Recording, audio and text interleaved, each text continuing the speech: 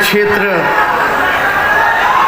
सोनपुर मेला के उद्घाटन के अवसर पर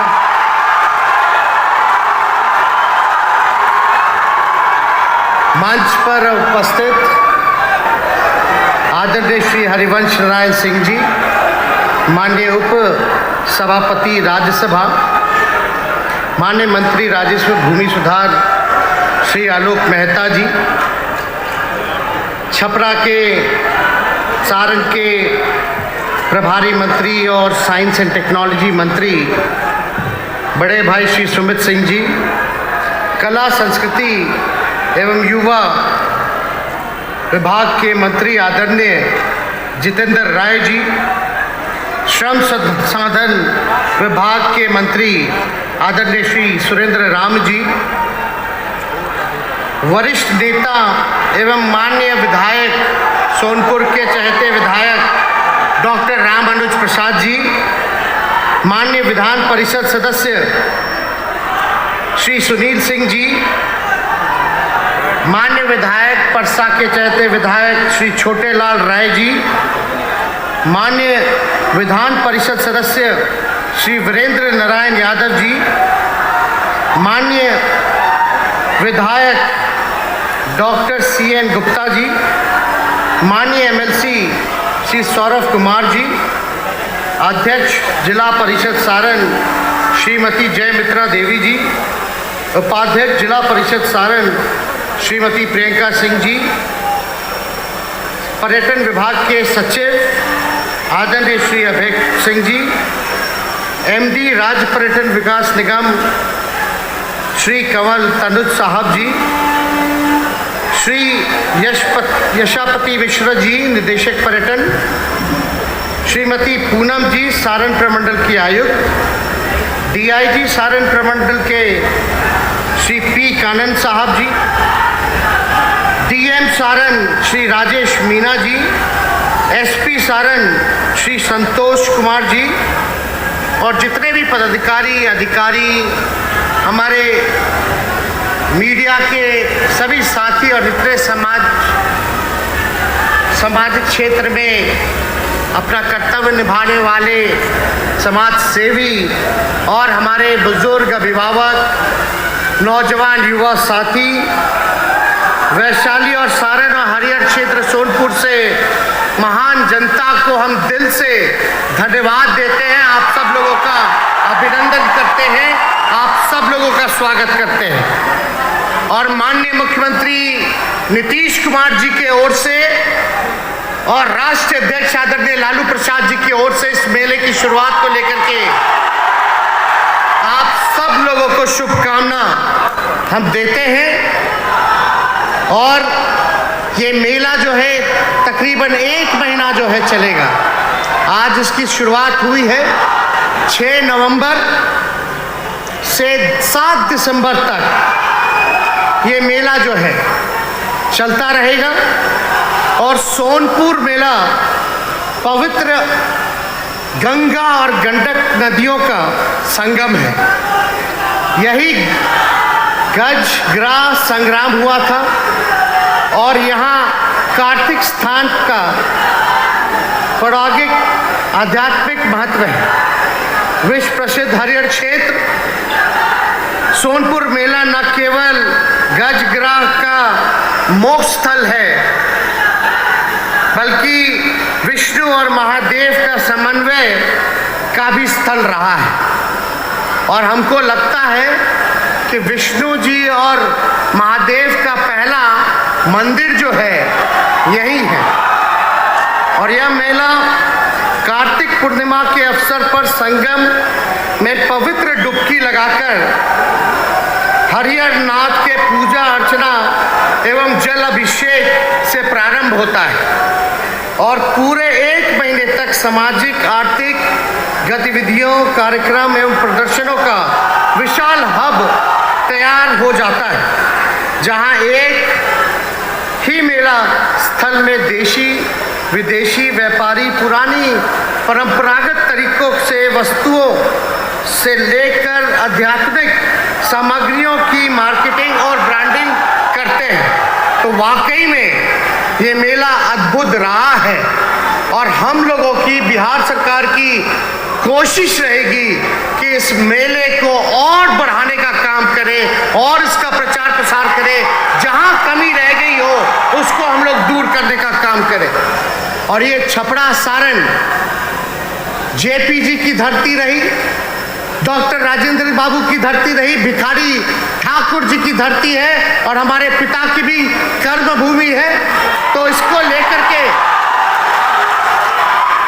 हमारे मन में तो ये तो हमारा घर है, आप कह सकते हैं। और यहाँ जितना बल हो पाएगा इस मेला के उत्थान को लेकर के, इसके फैलाव को लेकर के, वो सारी कोशिशें जो है नीतीश कुमार जी के नेतृत्व में बिहार सरकार, जो नई महागठबंधन की सरकार बनी है, हम लोग पूरा जोर लगा करके जो गौरवशाली इतिहास रहा है इस मेले का जो था, उसको हम लोग फिर से लौटाने का काम करेंगे।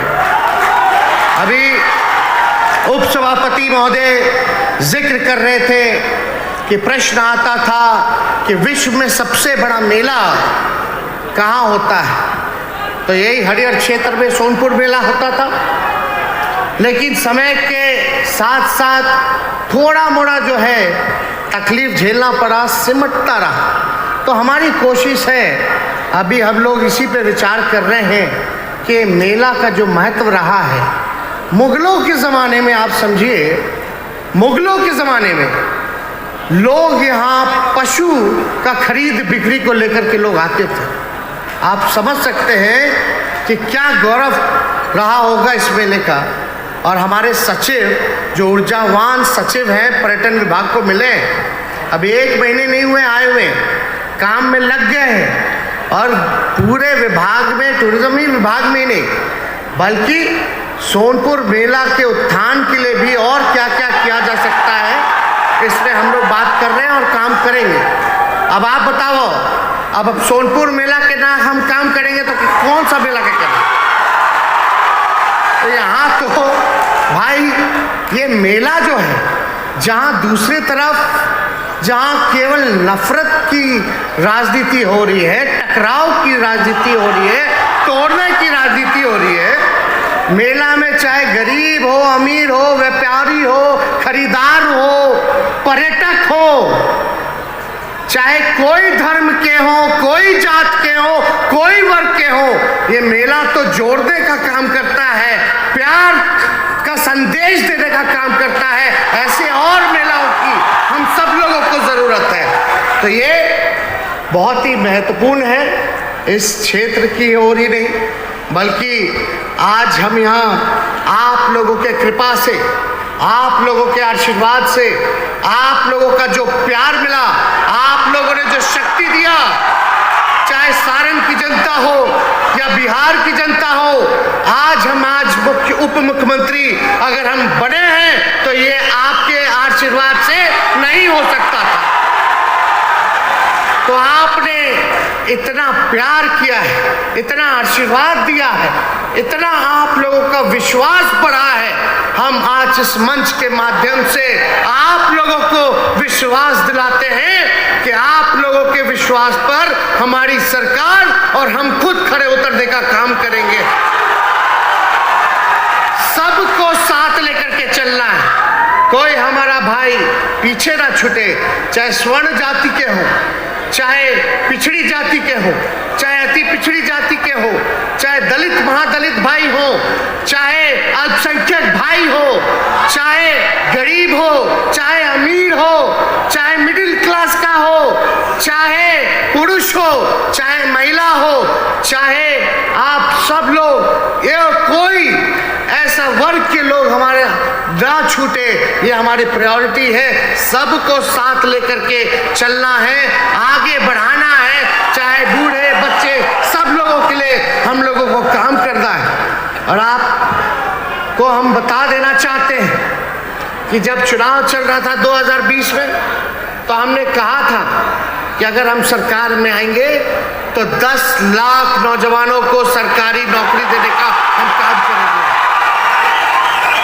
और हम माननीय बिहार के मुख्यमंत्री नीतीश कुमार जी को दिल से धन्यवाद देते हैं। हमको भी अंदाजा नहीं था जब 15 अगस्त गांधी मैदान में जब उन्होंने झंडा फहराने का काम किया, एक ऐतिहासिक जगह से एक ऐतिहासिक दिन उन्होंने घोषणा किया कि 10 लाख सरकारी नौकरी के साथ 10 लाख रोजगार भी देंगे, यानी 20 लाख लोगों को नौकरी और रोजगार हम लोग देने का काम करेंगे। और उसी दिशा में पहले दिन से हमारी सरकार जो है काम में लगी है और तय किया गया चाहे जितने भी डिपार्टमेंट हैं, पद रिक्त पड़ा है, उन सभी रिक्त पदों को अविलंब हम लोग भरने का काम शुरू करेंगे। और अभी तो 3 महीना भी नहीं हुआ सरकार को। हमारा जो कमिटमेंट था, आप सोचिए कि 1.5 महीना के भीतर से ही हम लोग नियुक्ति पत्र जो है बांटना हम लोग शुरू कर दिए। और आप सब लोग जान रहे हैं कि मेरे पास स्वास्थ्य विभाग भी है। स्वास्थ्य विभाग में लगभग 1.5 लाख सरकारी नौकरी हम लोग देने जा रहे हैं खाली एक विभाग में। तो ये एक विभाग, वैसे पुलिस महकमा है, वैसे ही आप देखिएगा शिक्षा विभाग है और भी विभाग है। तो तकरीबन जो मिला करके बस थोड़ा इंतजार कीजिए, सारे अधिकारियों को निर्देशित कर दिया गया है। ये शुभ खबर जो है आप लोगों तक जल्द पहुंचने का काम होगा और लाखों के संख्या में बहाली का विज्ञापन हम लोग निकालने का काम करेंगे। आप सब लोग जान रहे हैं आज देश का असल मुद्दा क्या है? गरीबी, भ्रष्टाचार, बेरोजगारी, किसान का आय दुगुना हो, ये असल मुद्दा है। और क्या है कि भाई बिहार की तरक्की हो, देश हमारा आगे बढ़े, हर हाथ को काम मिले, महंगाई कम हो, इस सारे दिशा पे इस पे चर्चा होनी चाहिए। और सभी सरकार को इन बिंदुओं पर जो है काम करने की जरूरत है कि कैसे हम जो है बेरोजगारी को खत्म करेंगे, कैसे हम गरीबी को खत्म करेंगे, कैसे हम अपने देश की आर्थिक स्थिति को सुधारने का काम करेंगे। लेकिन कभी कभी कुछ लोग कहता रहता है, काम में तो ध्यान नहीं रहता, खाली बोलता ही रहता है लोग, चाहे जुमला बोले या झूठ बोले। और हम लोग तो आते ही अपने अपने काम में लगे। अभी सारे चीजों को हम लोग दुरुस्त करने का काम करेंगे। हमारा जो कमिटमेंट था चुनाव में, पढ़ाई, दवाई, कमाई, सिंचाई, सुनवाई और कार्रवाई वाली सरकार देने का, इसको हम लोग जो है पूरा निभाने का हम लोग काम करेंगे। और इस दिशा में आप देखते होंगे कहीं भी कोई गड़बड़ी, लापरवाही पाई जाती है तो जो अधिकारी अगर गलत करता है उस पर हम लोग कार्रवाई भी कर रहे हैं।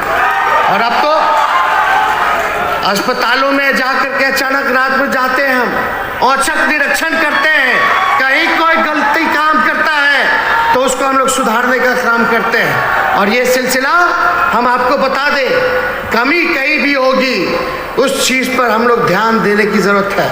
और हमारी सरकार और हम लोग जरूर ध्यान देंगे। केवल पटना में ही औचक निरीक्षण नहीं होगा, अब कहीं भी हो सकता है, चाहे छपरा हो या जमुई हो या बेतिया हो, कहीं भी अगर कोई भी विभाग में गड़बड़ी पाया जाएगा तो उसको हम लोग सुधारने का काम करेंगे। लेकिन आप लोगों से इतना जरूर कहेंगे कि ये विश्वास जो आप लोगों ने बना करके रखा है, इस विश्वास को मिटने मत दीजिएगा। कुछ लोग होता है अफवाह मियाँ सब, केवल अफवाह फैलाता रहता है, दिन भर काम ही है झूठ बोलना, अफवाह फैलाना।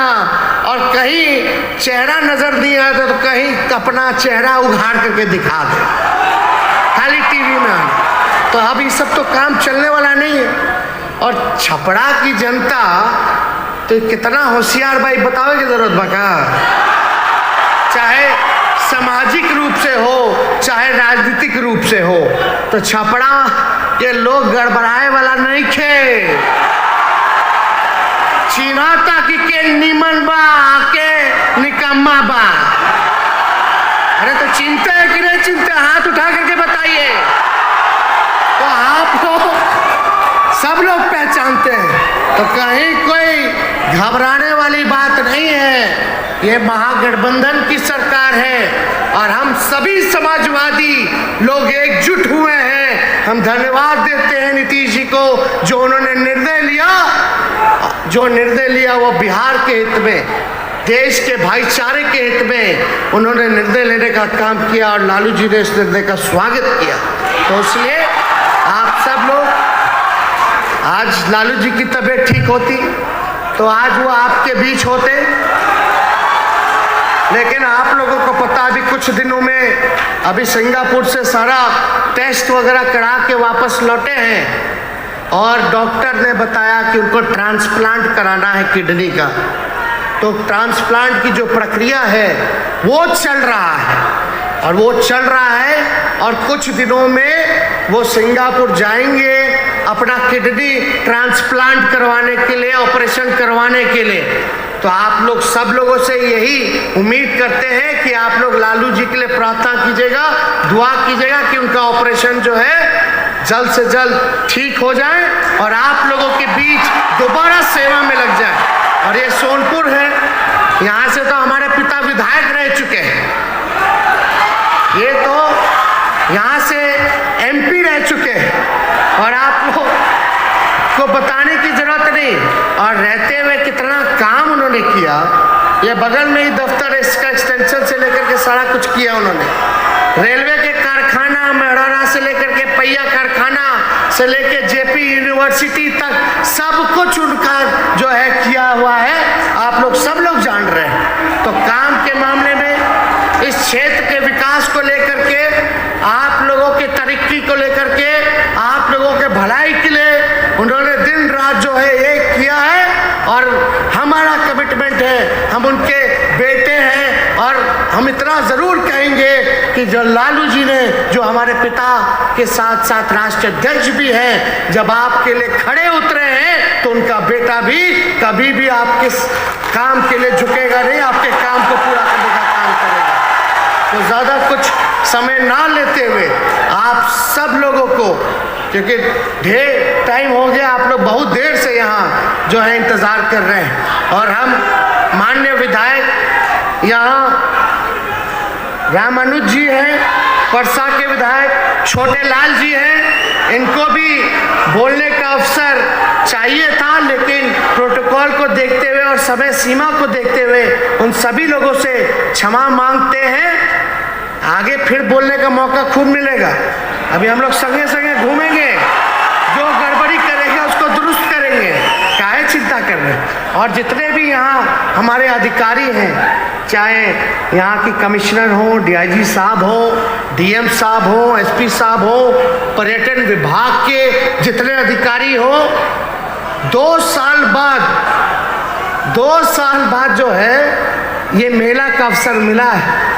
बीच में कोरोना था, ये कोरोना का कृपा है कि अब भाग गया, ताकि ये मेला करने का अवसर मिला है। तो इस मेले के तैयारी में जितने भी अधिकारी यहाँ जुटे हैं, उन सब लोगों को तहे दिल से हम धन्यवाद करते हैं। अच्छा आप लोगों ने बंदोबस्त किया, इंतज़ाम किया, जितना लोगों को सुविधा ज़रूरत और भी थोड़ी मोड़ी अगर कमी रह गई हो तो उसको आप लोग मिल करके पूरा करने का काम कीजिए। और हम तो बस आप सभी अधिकारियों से इतना ही कहेंगे कि भाई सारण की जनता के साथ न्याय कीजिएगा। किसी को दिक्कत हो या कोई गरीब हो तो उसको आप लोग बढ़ाने का काम कीजिए, जन समस्याओं को दूर करने का काम कीजिए। यही हम सभी अधिकारियों से उम्मीद करते हैं, अपेक्षा करते हैं और मुझे सभी अधिकारियों पर भरोसा है कि हर जनता के साथ, गरीबों के साथ, जो भुक्तभोगी है उसके साथ ये लोग न्याय करेंगे। और हम लोग सब लोग ऊपर हैं, हर चीज़ों को देख रहे हैं। तो आप सब लोगों को पुनः तहे दिल से आप लोगों को धन्यवाद देते हैं, शुभकामनाएं देते हैं। और हम बस इतना ही कहेंगे, मिलजुल करके रहना है, मिलजुल करके रहना है। और समझ जाइए, बहुत लोग बहुत तरह का बात करते हैं, फलना राज आ गया, फलना राज आ गया, लेकिन हम आप सब लोगों से बोलेंगे कि ऐसी मेहमान नवाजी कराइए कि जो लोग गला फाड़ करके फलना राज बोलते हैं, उनको एहसास हो जाए कि ये गरीब का राज है। ऐसी मेहमान नवाजी जितने पर्यटक आए अपने व्यवहार में परिवर्तन कीजिए। एकदम कोई गड़बड़ कर रहा हो तो उसका साथ बिल्कुल मत दीजिए, प्रशासन को बताइए। और हम लोग सब चीज देख रहे हैं, किसी को घबराने की जरूरत नहीं। ये सरकार